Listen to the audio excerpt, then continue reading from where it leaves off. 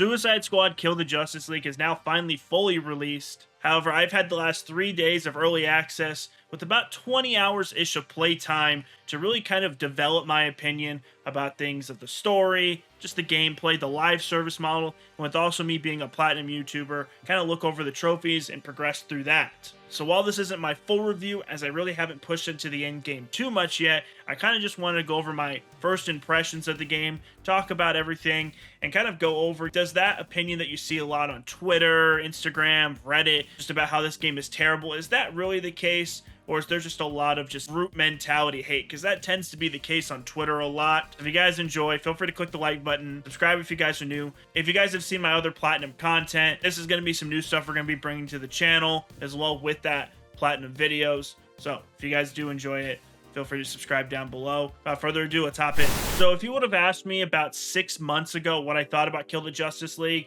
I was actually really excited. You know, this new kind of game. I've always really liked the Suicide Squad and just the premise of going after the Justice League and killing all of them. I thought it was a really good idea. We don't see that enough in media. It's always the good guy winning or somehow getting around to winning. So it's nice to see that there's going to be some quote-unquote villains going after some of our favorite heroes over the last 20, 30, 40, 50 years. Then you ask me that same question come about 12 hours before the early access released. My opinion slightly shifted. And I won't lie, it was mainly because of the herd mentality of hate that it was getting, specifically going to the Justice League death scenes itself and kind of how they were portrayed. And when I saw them, well, I didn't watch them in their entirety because I still wanted to get a good idea. I roughly knew this was going to happen even before I saw these videos, but it was getting a lot of hate. The people that were quote unquote playing were hating it a ton, and I was really discouraged, especially someone that I knew I was going to put in a lot of hours.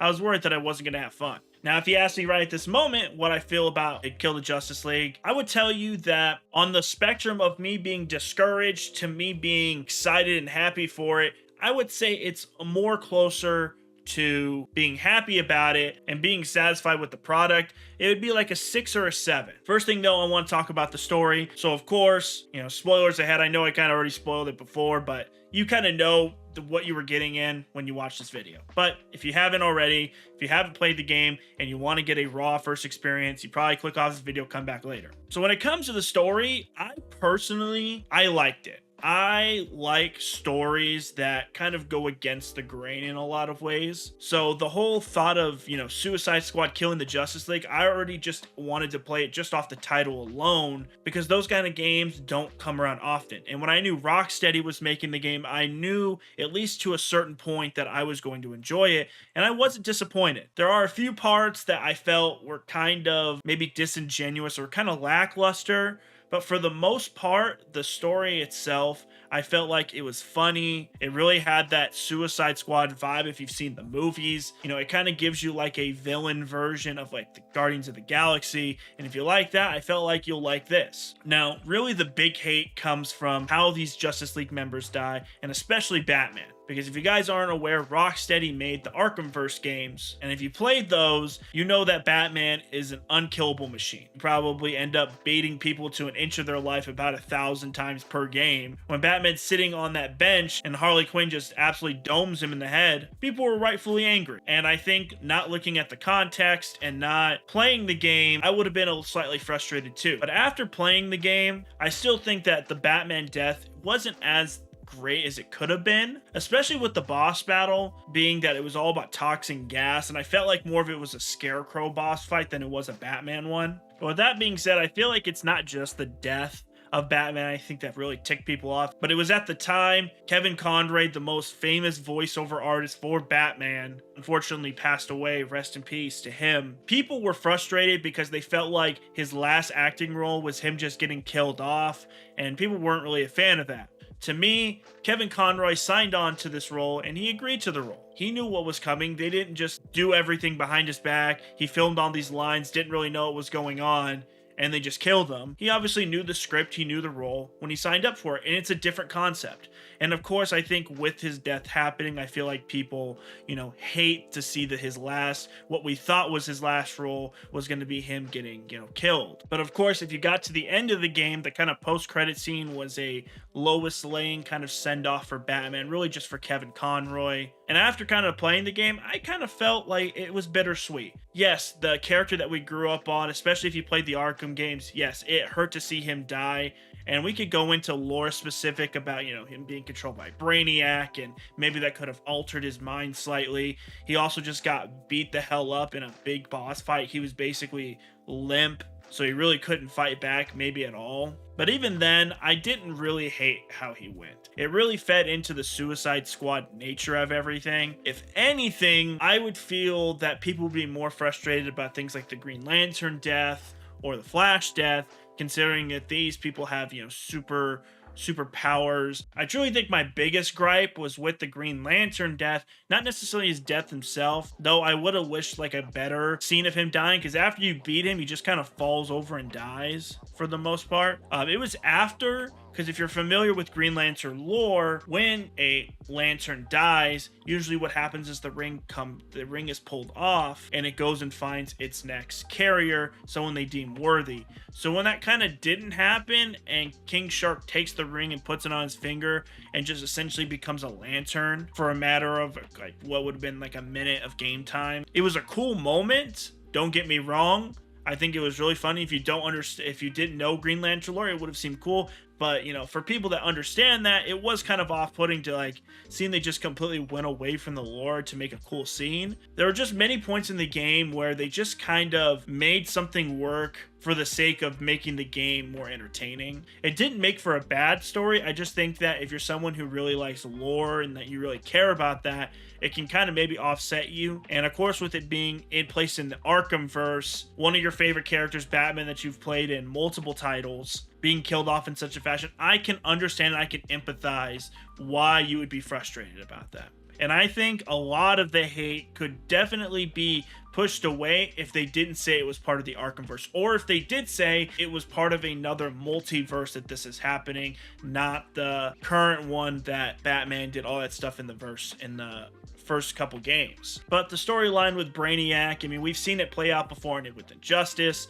and really, the story was fine. I don't think it's as bad as everyone's leading it up to be. However, I can understand why people would be frustrated considering that, this is the Arkhamverse, killing someone's favorite character. I can get that. But the story itself, I would say I give it like a 6 out of 10. It wasn't the greatest thing ever. It also wasn't bad.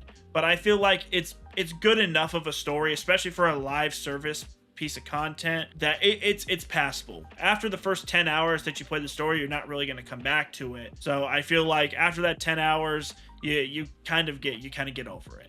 But of course, that leads in really to the next point, which is kind of the game itself. And with Rocksteady shifting away from a standard single player story narrative and switching into a live service model, which of course I think most people know really isn't the developer's fault. It's mostly Warner Brothers and their studio pushing to want to make more money, which is an unfortunate thing, but if it's done correctly, it can actually be a successful thing and fun. I think though the first problem is they charge $70 at the base and $100 for the premium edition. I've been behind the wagon that if you're gonna do a battle pass model, if it's not free and you're gonna charge for store and cosmetics, you should not be charging a base price. That's just my opinion. I think that you're going to make a lot of money off of that, and for one, you're already bringing people into the game, and when you offer a battle pass, regardless if it's pay to win, pay to progress, or it's just purely cosmetic, you're now adding in another paywall for somebody to get into the game. So that was already the big thing. I wasn't the biggest fan of just like having this base pay plus subscription battle pass model. It's not my favorite thing in the world. Now, when it comes to gameplay, I would say in the first 5 hours, I actually was really, really enjoying the gameplay in the sense of I felt like every character was different, especially with their traversal. Then the next 10, 12 hours when I started playing, I started feeling a little bit dry. That kind of like excitement, adrenaline that you're getting a new game kind of started to wear off. And while the traversal for each of them is very different, there are ones that are better than others. In my opinion, I like King Sharks the most because I feel like it offers the most ability to kind of travel in the ways that you want. Whereas like Harley, you kind of have to rely on a refresh bar, whereas King Shark, you just jump from building to building, kind of feels like the Hulk. And with this being kind of a looter shooter type model, one of my favorite games of all time is Destiny 1. And so I'm a big fan of looter shooters. The big thing with me though is gotta be when you get to that end game, or even when you're playing through the story, the grind that you're having to do doesn't become repetitive. And the first thing that I started seeing, even after the first couple hours of me playing, was that we were basically doing the same like 3 or 4 missions over and over again. You go to this spot, you kill some enemies, you take down a tower, you take down these little probes to unlock a bigger tower, you go save some people from a bunch of enemies. It's basically just run, go, just kill a bunch of things, grab something, come back. And for the most part, that can be fine if there was more varying enemies. After the first few hours, you've pretty much unlocked most of the enemies, at least that I've seen up to this point. And so you've kind of just gotten used to like how to, familiarize with these people. So you're seeing the same like 4 or 5 enemy groups every single time you hop into one of these. After a while, it does get a little bit dry. But of course, the gameplay style, with it being so heavily pushed on being aggressive and energetic, I think it saves it just a little bit. Because there's no auto-generating shields, a lot of the missions are heavily based on getting into a certain area. You can't really just sit back and just kind of like pick people off. If you get hit, you just run away. It really requires you to be aggressive and, figure out which battles to take, which ones to maybe back off and try to start up something new. It's all heavily based on just being aggressive. And that's something that I appreciate, and it helps take a little bit of that dryness from the enemy types and just makes it that little bit more fun and makes it easier, especially when I started getting to end game. While the enemies were getting harder, that like aggressiveness play kept me at least engaged a little bit more. And then one thing I will say, it kind of connects back to the story. The boss battles are my favorite part of the game, and I wish we had more of those kind of encounters inside of just the game. As like normal encounters, different things that you can do, maybe even like replaying those missions as Brainiac makes a copy of Green Lantern. You have to face that boss battle, it's just harder. Like that would be really cool to me, because though every single one of those boss battles, while they were similar, they also had different elements that I appreciate and I actually had fun with. Each time I hopped into one, I actually enjoyed it a lot.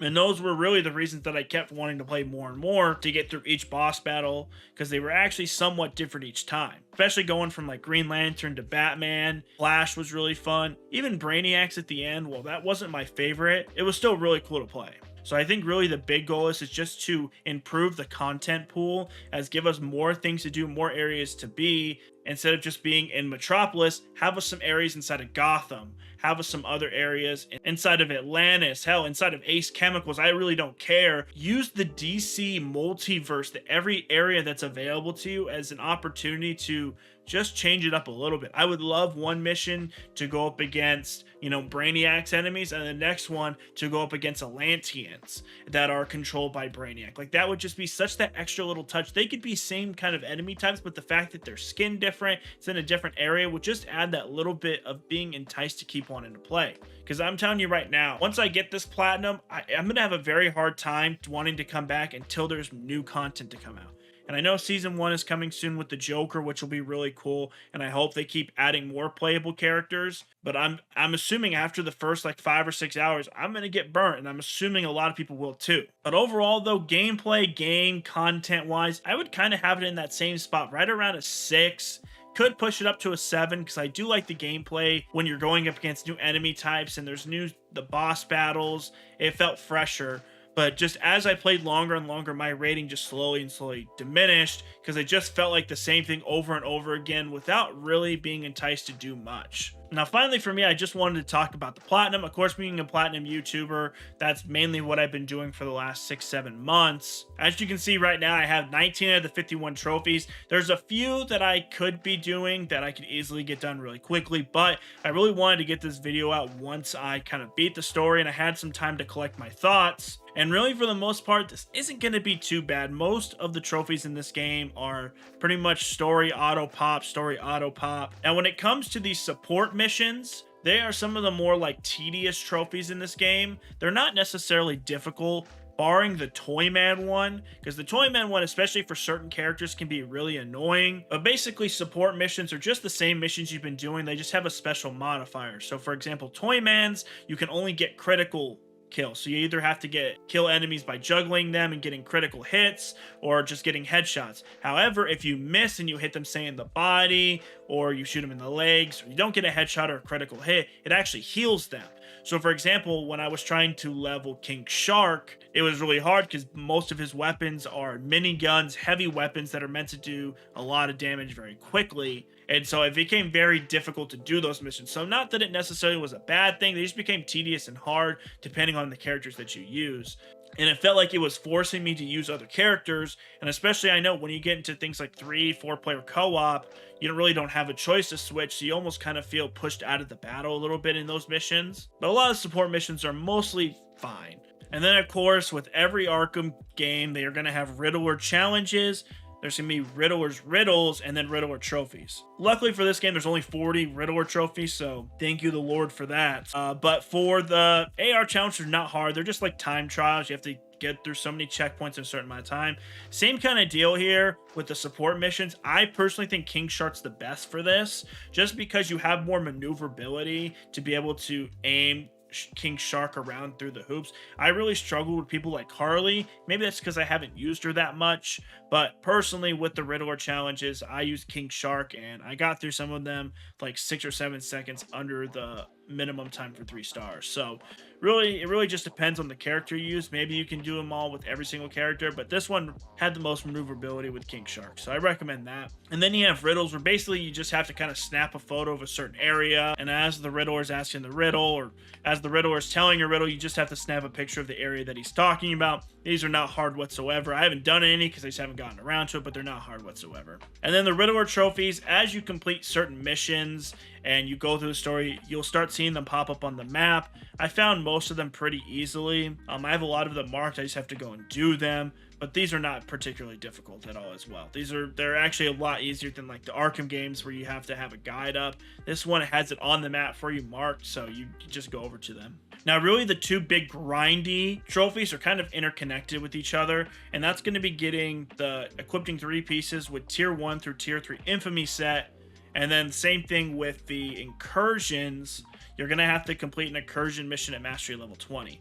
So basically, your incursion missions are your post-game, end-game content, and there's going to be certain missions around the map that you can complete. And each time you do it on the hardest difficulty, the next level of mastery opens up. So you're basically just doing the same mission over again, just with harder and harder enemies, but as you do it, harder enemies, you're going to get better and better rewards. And with that, after completing each mission, they're going to have a infamy set that you will unlock and earn for completing it. So completing through all the first set of infamy, you're going to get this mission will have either, say a shield mod and SMG that you can unlock. And then once you get to tier 2 of that, you can earn the tier 2 set of those SMGs and shield mods, etc. as you push. So the incursion missions and the infamy sets are all tied with each other.